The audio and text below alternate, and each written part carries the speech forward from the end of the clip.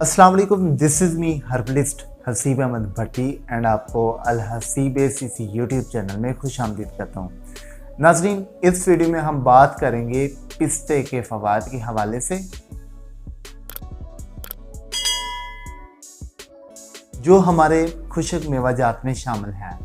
पिस्ते को अरबी में फस्तुक और इंग्लिश में इसे पिस्ताचियो नट कहते हैं। ये सख्त पोस्ट यानी कि सख्त छिलके के अंदर एक नरम मगज़ होता है जो किशमिश या सोगी की तरह होता है। पिस्ते का मिजाज गर्म तर है और पिस्ते का जायका मज़ेदार है और पिस्ते की मिकदार खुराक 6 माशा से 1 तोला तक है।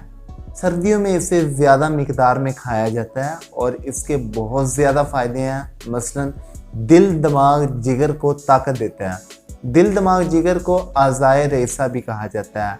आज़ाए रईसा ये जिस्म के ऐसे अज़ा होते हैं, अगर इन तीनों में से दिल, दिमाग, जिगर तीनों में से अगर कोई एक भी डिस्टर्ब हो जाए तो बीमारी पैदा होना शुरू होती है।